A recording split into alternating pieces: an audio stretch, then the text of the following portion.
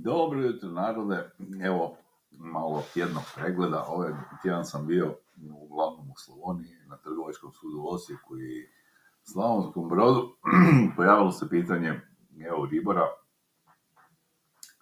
i ispitivali smo referente koji su sklapali ugovore o kreditu sa klijentima još 2005. godine i postavilo se pitanje kako se to određuje Euribor.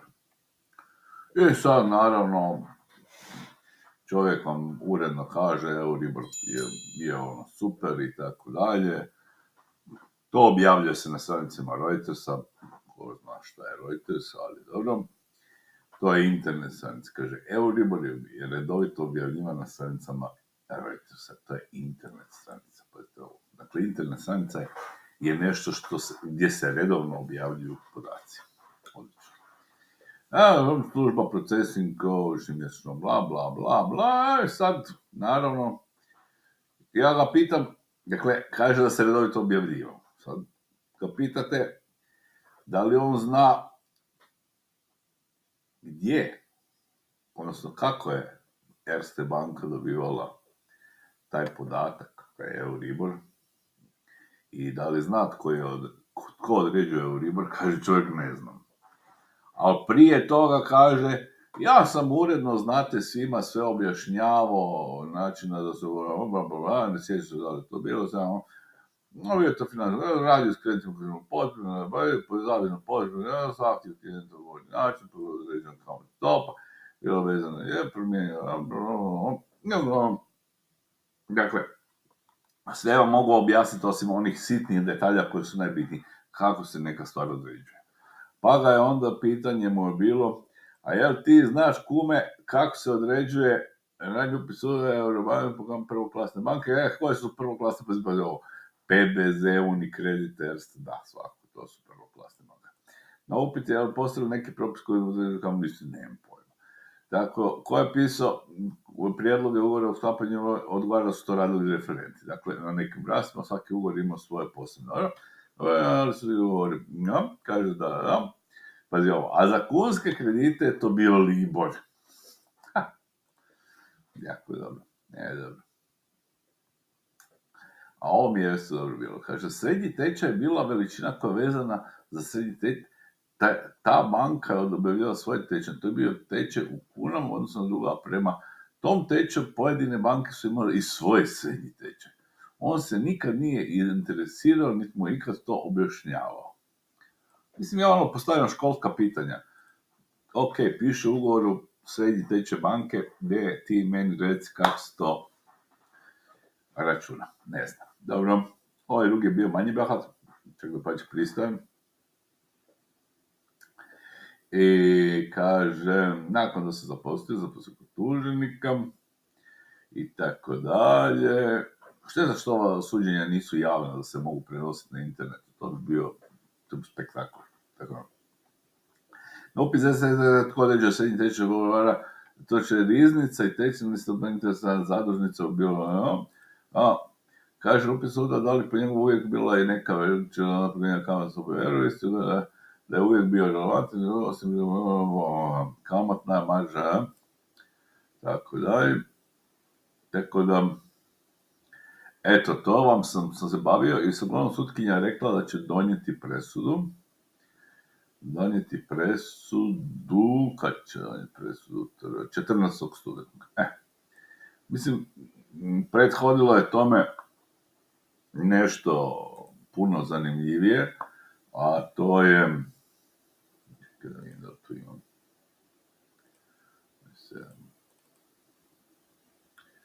prijava Erste banka, ne, to su ovi ugovori o kreditu. No, uglavnom, prije toga je prethodilo obavijest banci,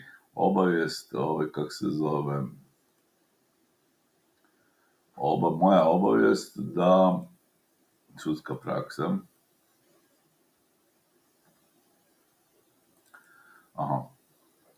Da, dakle, tome je prethodilo ovo što je relativno, malo se otvori, malo mu je još hladno, da su te blizimo. Kaže sudska praksa. da je pred sudom Europske unije zaprimljen pod C,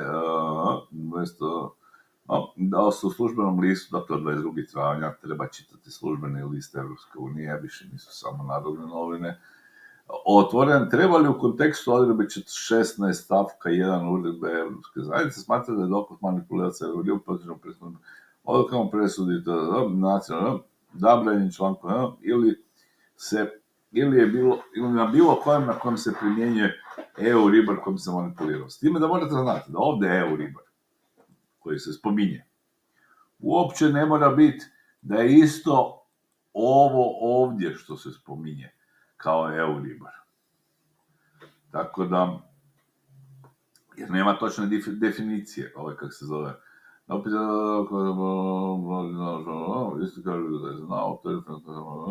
ne zna koja institucija određuje kamatnu stopu. Dakle, ne određuje nikakva institucija. Neću govoriti javno koja institucija određuje dok se oni sami ne sjete. Uglavnom, to što oni tamo nazivaju nije institucija.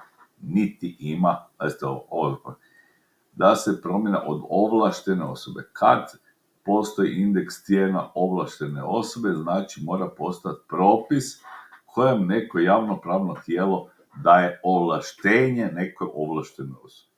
U Republici Hrvatskoj nikad do 2018. nije postojalo javnopravno tijelo koje je odobravalo nekome da određuje indekse za kamate. Eto, toliko tako jasno. Oni su koristili Euribor, dobro. Njihova stvar. No, to je dakle bilo, uglavnom to, drugi sudac je u istom sporu prekinuo postupak dok se ne riješi ovaj postupak, jer je slično još na sudu u Rijeci. Još sam imao jedan kredit sa hipotekom, tu rušimo hipoteku, jer eto, znate, firme su bile povezane, dakle, isti osoba je bila čovjek u dvije firme, no međutim bili različiti vlasnici. Sad kad čovjek sklapa ugovor sam sa sobom, treba gledati jeste li vi imali suglasnost skupštine te druge firme, kako se zove, da sklapate te ugovor. Inače, sklapate ugovor sa samim sobom, a to je po zakonu o trgovačkim društvima izričito zabranjeno da radite bez odluke skupštine. Naime, nikakva šteta što je to napravljeno za društvo, jer banka je dala pare, ali rušimo hipoteku, pa će vjerojatno banka ostati malo kraćih rukava. Tako. Sljedeći tjedan je na rasporedu opet burno događanje. Imamo nešto Varaždin, to ću morati tražiti odgodu, jer me ne može. Imamo uglavnom opet Osijek, 4 komada, tako da i onda poslije imamo Kovanicu. Ovo će biti interesantno, tu se saslušavaju ponovno članovi uprave,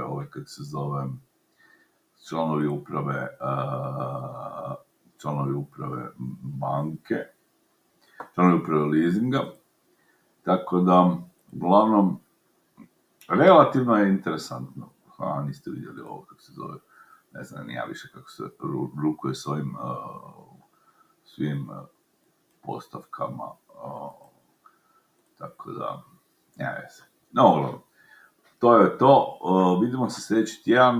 Dakle, Osijek imam 4 komada sljedeći tjedan i to su Privredna banka 2 puta i 1 put Adiko, 2 puta Adiko. Tako da, to ćemo raditi sljedeći tjedan i imamo OTP leasing.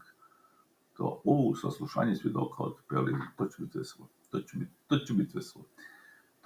To ću se potruditi da vas upoznam kako je bilo. Eto, to je to što vam mogu za reći.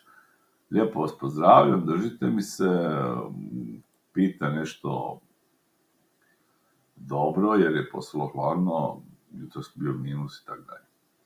Lijepo vas pozdravljam, vidimo sljedeći jedan.